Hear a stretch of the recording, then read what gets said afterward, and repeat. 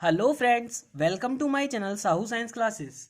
BSc third year physics का third paper हम कर रहे हैं और मोस्ट इंपॉर्टेंट टॉपिक्स को कवर कर रहे हैं। लास्ट की बहुत वीडियोस आ चुकी हैं फिजिक्स की प्लस केमिस्ट्री की भी, जिसमें आपकी बीएससी थर्ड ईयर यानी कि बीएससी फाइनल ईयर की आप प्रिपरेशन कर सकते हैं। तो आइए बिना टाइम वेस्ट किए हुए आज के टॉपिक को स्टार्ट करते हैं, जो कि है, देखिए ये है आपका क्वेश्चन। ध्यान से देखिएगा इस क्वेश्चन को, और ये मोस्ट इंपॉर्टेंट क्वेश्चन है और ये लास्ट ईयर में आया है, बहुत अच्छे से आया है कि ट्रांजिस्टर की तीनों विधाओं के लिए परिपथ आरेख बनाइए। तीनों विधाओं के लिए परिपथ आरेख बनाइए और ट्रांजिस्टर की तीन विधाओं में प्राप्त धारा लाभ अल्फा, बीटा तथा गामा का अर्थ समझाइए। देखो, ट्रांजिस्टर के तीन प्राचलों अल्फा तथा बीटा, मतलब ये तो आना ही है, अल्फा बीटा तथा गामा में संबंध तो पक्का आना है ना। तो आइए आज की वीडियो में इन टॉपिक्स को कवर करते हैं। देखिए, ट्रांजिस्टर की तीनों विधाओं के लिए परिपथ। अब तीनों विधाएं क्या होती हैं? तीनों विधाओं का मतलब ये होता है कि तीन तरीके से अरेंजमेंट कैसे कि ये है उभयनिष्ठ आधार। उभयनिष्ठ का मतलब आप जानते हैं कॉमन। तो यानी कि होगा क्या कि जब इन एनपीएन जो आपने पढ़ा था, एनपीएन ट्रांजिस्टर और पीएनपी ट्रांजिस्टर, है ना, लास्ट की वीडियो अगर नहीं देखी है तो उसको जरूर देख लेना। क्रिया विधि के साथ में, डायग्राम के साथ में बहुत अच्छे से समझाया था, तो उसको जरूर देखिएगा, उसको विजिट कर लीजिएगा। तो इसमें होगा ये कि एक बार सीबी का मतलब ये हो गया, एक बार बेस को कॉमन रखा जाएगा और उसको सर्किट में लगाया जाएगा, मतलब जिसके साथ अर्थिंग जोड़ी जाएगी ना। आप ये समझिएगा इस डायग्राम में, जिसके ये अर्थिंग होती है, ये वाला पार्ट अर्थिंग का होता है। तो जिसके साथ अर्थिंग जोड़ी होगी, मतलब जिसको कॉमन बनाना है उसके साथ अर्थिंग जोड़ दो, बस, और कुछ नहीं करना है।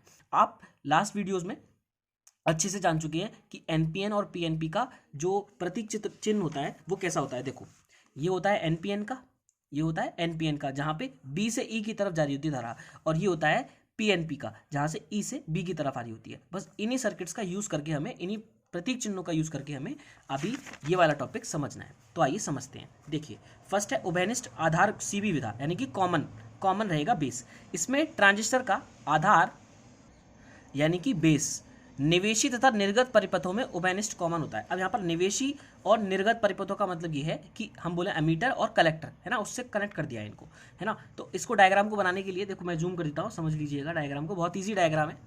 सबसे पहले आपको क्या करना है, आपने देखा एक एनपीएन का हो जाएगा और एक पीएनपी का हो जाएगा, है ना। पहले एनपीएन का देख लो। अब एनपीएन में क्या होता था, बी से ई जाता था। कहाँ पे जाता था? बी से ई जाता था। देखो ये वाला डायग्राम दिखा दूँ आपको, ये वाला एनपीएन का ये डायग्राम है। इसमें देखो, इसमें होता क्या था कि जो करंट जा रहा था वो बेस से, कहाँ, देखो ध्यान से देखो, कहाँ से जा रहा है? बेस से एमीटर की तरफ जा रहा है। तो ये है बेस और ये है एमीटर, तो बेस से एमीटर की तरफ जा रहा है। कहाँ जा रहा है? बेस से एमीटर की तरफ। तो इस तरीके से हमने इसका चिन्ह, प्रतीक चिन्ह बनाया था, है ना। अब उसके बाद एक और चीज कि देखो ये ई है, ई के साथ कौन सा टर्मिनल जुड़ा है? नेगेटिव।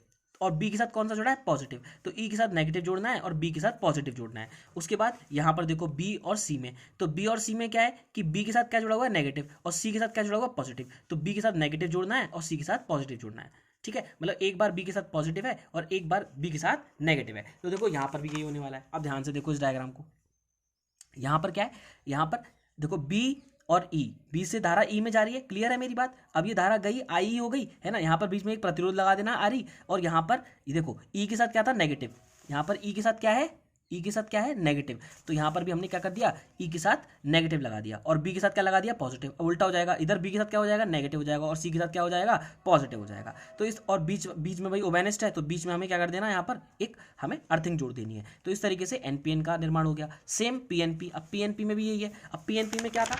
पीएनपी में देखो, पीएनपी में ई के साथ पॉजिटिव था और बी के साथ नेगेटिव था। अब यहाँ पर उल्टा हो जाएगा, बी के साथ पॉजिटिव हो जाएगा, सी के साथ नेगेटिव हो जाएगा। तो क्लियर है। तो देखो अब पीएनपी में क्या है, पीएनपी में हमारा क्या हो रहा है? ई से बी की तरफ जा रही थी धारा, और ई वाला क्या था? पॉजिटिव था आपकी बार, और बी वाला नेगेटिव था। और यहाँ पर सी क्या है आपकी बार? नेगेटिव, और बी क्या है? पॉजिटिव। और जो बेस कॉमन होता है उसको हम कहाँ से? अर्थिंग से जोड़ देते हैं। तो इस तरीके से आपको इस डायग्राम को बना लेना है, बहुत ही ईजी डायग्राम से, और पेपर में अच्छे से बनाइएगा, बहुत अच्छे से बनाओगे, अच्छे मार्क्स मिलेंगे, है ना। देखो बहुत ही ईजी है, मतलब एक आपको समझ गया ना, अब नेक्स्ट जो दो आएंगे ना वो आपको आराम से समझ में आ जाएंगे। मतलब ये पूरा क्वेश्चन देखो, 6 डायग्राम्स तो यही हो गए, 1 2 और 3 4 और 5 6 डायग्राम तो ये हो गया आपको। तो आपको बहुत अच्छे मार्क्स मिल जाएंगे इस क्वेश्चन में। उभयनिष्ठ उत्सर्जक सी विधा मतलब कॉमन एमीटर, तो इसमें ट्रांजिस्टर का उत्सर्जक निवेशी तथा निर्गत परिपथों में उभयनिष्ठ होता है। तो अब ये यहाँ पर एमीटर जो है वो कॉमन हो गया। अब मैंने बताया था जो कॉमन होगा उसको किससे जोड़ देंगे? हम अर्थिंग से जोड़ देंगे। तो देखो एमीटर कॉमन है, इसको अर्थिंग से जोड़ दिया, एमीटर कॉमन है, इसको अर्थिंग से जोड़ दिया। हमें दोनों बनाने हैं, एनपीएन और पीएनपी। अब देखो एनपीएन में याद करो, एनपीएन में क्या था? बी पॉजिटिव से जुड़ा था और ई नेगेटिव से जुड़ा था। देखो चीज़ वही रहेगी, बस इसमें क्या था? इसमें बेस कॉमन में जोड़ा था। अब की बार अमीटर करना तो अमीटर को इधर कर दिया और बेस को इधर कर दिया, तो हो गया नहीं हो गया, है ना। अमीटर को इधर कर दिया और बेस को उधर कर दिया और सी एस इस तरीके से लगा दिया। तो अब क्या हुआ, देखो ये बी से ई की तरफ धारा जा रही है तो ऐसे करके जाएगी, तो ये ई नेगेटिव हो गया और बी पॉजिटिव हो गया। अब इसका उल्टा क्या हो जाएगा, यहाँ पर ये वाला पार्ट देखो, सी जो होगा वो पॉजिटिव हो जाएगा और यहाँ पर जो बी कनेक्ट होगा वो नेगेटिव हो जाएगा। इस तरीके से जोड़ सकते हैं। आगे मेरी बात समझ में, बहुत ईजी है। अब पीएनपी में क्या होता है, ई से बी जाती है तो ये वाला पार्ट क्या हो जाता है, नेगेटिव, और ये वाला क्या हो जाता है, पॉजिटिव। अब यहाँ पर उल्टा हो जाएगा, सी क्या हो जाएगा, नेगेटिव, और बी क्या हो जाएगा, पॉजिटिव। तो इस तरीके से ये भी हो गया पीएनपी। अब आता है उभयनिष्ठ संग्राहक सीसी विधा। सीसी मतलब कॉमन कलेक्टर। तो इसमें ट्रांजिस्टर का संग्राहक निवेशी तथा निर्गत परिपथों में उभयनिष्ठ होता है। तो अब इसको देखो ध्यान से। अब इसमें कलेक्टर को मतलब देखो यहाँ पर ई नीचे था, अब उसको उल्टा कर दिया। अब उल्टा ही तो कर दिया, मतलब ये 2 उंगलियां हैं, अब इनको मैं ऐसे कर दे रहा हूँ तो ये इधर आ गया, है ना। तो ये ई जो था वो ऊपर चला गया और सी नीचे आ गया। तो इस तरीके से क्या हो जाएगा कि बी के साथ पॉजिटिव हो जाएगा और सी के साथ नेगेटिव हो जाएगा, और यहाँ पर ई के साथ नेगेटिव हो जाएगा और सी के साथ पॉजिटिव हो जाएगा। सेम चीज यहाँ पर भी हो जाएगी। तो आई होप आपको ये कॉमन वाला पार्ट समझ में आया हो। इसके बाद समझते हैं ट्रांजिस्टर के अल्फा बीटा व गामा प्राचल। अब ये गामा प्राचल क्या है, पैरामीटर्स क्या आएंगे, तो सीबी विधा में धारा लाभ अल्फा, तो ये कॉन्स्टेंट्स होते हैं क्या, कि नियत वीसीबी पर, नियत वीसीबी का मतलब क्या हो गया, ये कांस्टेंट, ये वीसीबी वाला पार्ट है ना, कॉमन बेस, है ना। नियत वीसीबी पर आईसी में परिवर्तन डेल्टा आईसी, मतलब आईसी जो हमारी कलेक्टर वाली धारा है उसमें परिवर्तन डेल्टा आईसी, तथा अमीटर में परिवर्तन है कि अमीटर नहीं सॉरी जो तुम्हारा ये है हाँ उत्सर्जक अमीटर, तो आई में परिवर्तन डेल्टा आई के अनुपात को धारा लाभ अल्फा कहते हैं। तो alpha इजिकल्स to delta I C upon delta I होता है, जबकि वीसीबी क्या है, नियतांक है। तो यहाँ पर वीसीबी नियतांक था क्योंकि सीबी विधा की बात चल रही थी। अब यहाँ पर सीई हो जाएगा तो यहाँ पर सीई नियतांक हो जाएगा नियत वीसीई पर, है ना। तो आईसी में परिवर्तन तथा आईबी में परिवर्तन। तो अब देखो जब बी लिया था तो आईसी अपॉन आई था, अब ई लिया है तो आईसी अपॉन आई बी हो जाएगा, और जब सीसी हो जाएगा तो आई ई अपॉन आई बी हो जाएगा। तो नियत वीसीई पर आई में परिवर्तन और डेल्टा आई तथा आईबी में परिवर्तन डेल्टा आईबी के अनुपात को धारा लाभ गामा कहते हैं। तो अल्फा बीटा गामा, इनके पास इन फॉर्मूलों को याद रखना है, ठीक है। अभी काम में आने वाले हैं, इनसे हम रिलेशन फाइंड करेंगे, बहुत ही ईजी, बहुत ही अच्छा रिलेशन हम फाइंड करने वाले हैं, ठीक है। आई होप आपको ये वाली बात समझ में आई हो। इसके बाद आगे चलते हैं। देखो अल्फा बीटा व गामा के बीच संबंध, तो बहुत ही इजी है। अल्फा बीटा व गामा के बीच संबंध हमें क्या करना है, ट्रांजिस्टर समीकरण के अनुसार। हमने देखा ये वाली बात हमने पढ़ी थी, किरचॉफ के नियम से I is equals to I B plus I C था, है ना। आई क्या है, उत्सर्जक धारा है, आई बी क्या है, आधार धारा है, और आई सी क्या है, संग्राहक धारा है। अब धारा में अल्प परिवर्तन के लिए, अब अल्प परिवर्तन के लिए क्या हो जाएगा, सब में डेल्टा लग जाएगा, डेल्टा डेल्टा डेल्टा। अब हमने क्या किया, हमने डेल्टा आई और delta I B plus delta I C है, इन सब में डेल्टा दोनों तरफ डेल्टा आई सी से भाग दे दिया। तो देखो इसके अपॉन में आ जाएगा डेल्टा आई सी आ गया, इसके अपॉन में आ जाएगा डेल्टा आई आ गया, अब इसके अपॉन में आएगा तो 1 हो जाएगा, तो 1 हो गया। आई मेरी बात समझ में, बहुत ही ईजी है। अब इसके बाद ध्यान से देखो, हम जानते हैं अल्फा इजिकल्स टू क्या होता है, delta I C upon delta I. क्या होता है, alpha इजिकल्स to delta I C upon delta I E. अब इसको उल्टा कर दो, या delta I E upon delta I C क्या हो जाएगा, 1 अपॉन अल्फा। क्योंकि देखो इसको उल्टा कर दिया तो इसको भी कर देंगे, 1 अपॉन अल्फा हो जाएगा। अब ये क्यों करा, क्योंकि हमने देखा delta I delta upon delta I C क्या है हमारे पास है, तो इसकी जगह पे क्या आ जाएगा, 1 अपॉन अल्फा। तो हमारा क्या हो गया, हमारा हो गया एक और चीज कि बीटा बराबर क्या होता है, delta I C upon delta I B होता है। अब इसको भी उल्टा कर दो तो delta I B upon delta I C बराबर क्या हो जाएगा, 1 अपॉन बीटा। क्यों, क्योंकि इसकी जगह पे 1 अपॉन बीटा आ जाएगा। तो देखो इक्वेशन क्या बन गई, 1 अपॉन अल्फा बराबर 1 अपॉन बीटा प्लस 1। तो देखो 1 अपॉन अल्फा बराबर 1 अपॉन बीटा प्लस 1। अब इसको सॉल्व कर दो, एलसीएम लो, यहाँ पे एलसीएम लोगे तो बीटा उधर चला जाएगा, तो 1 प्लस बीटा अपॉन में बीटा हो जाएगा, और 1 अपॉन अल्फा। और अल्फा इजिकल्स टू उल्टा कर दो, अल्फा इजिकल्स टू ये उल्टा ऊपर गया तो ये भी ऊपर गया, तो अल्फा इजिकल्स टू हो जाएगा बीटा अपॉन 1 प्लस बीटा। तो एक तो रिलेशन ये निकल के आ गया अल्फा और बीटा के बीच में।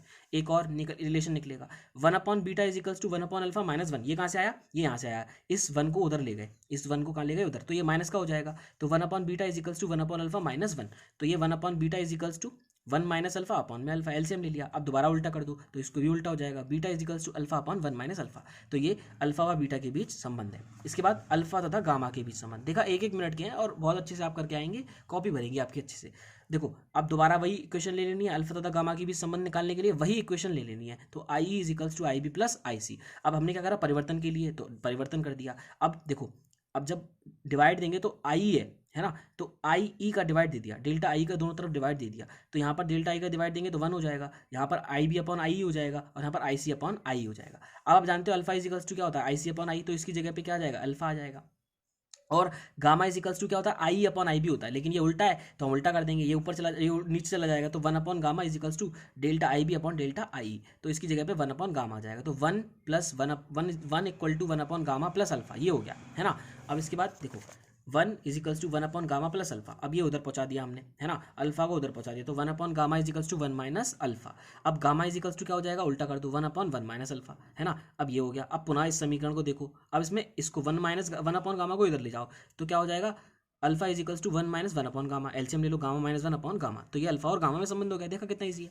अब बीटा और गामा में तो हमने वही इक्वेशन ली और इसमें डिवाइड कर दिया परिवर्तन करने के बाद, तो डेल्टा आई बी का डिवाइड कर दिया, तो डेल्टा आई बी का डिवाइड करेंगे तो ये वन हो जाएगा और delta I C upon I B हो जाएगा। अब ये आई अपॉन आई बी क्या होता है, गामा, ये क्या होता है, बीटा, तो gamma is equals to one plus beta और beta is equals to gamma minus one.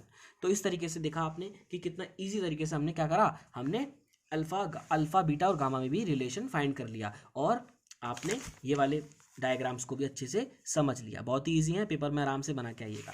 इसके बाद जो नेक्स्ट कराएंगे वो नेक्स्ट वीडियो में कराएंगे। ये इक्वेशन है, जो इक्वेशन निकालते हैं ये वाली बहुत ज़्यादा इंपॉर्टेंट है इक्वेशन, इसको भी निकालना बताएंगे, वो भी नेक्स्ट वीडियो में बताएंगे। तो आई होप आपको समझ में आया हो, अगर नहीं है तो चैनल को सब्सक्राइब कीजिएगा और फ्रेंड्स के साथ ज़्यादा से ज़्यादा शेयर कीजिएगा। मिलते हैं बहुत जल्द नेक्स्ट वीडियो में। Goodbye guys.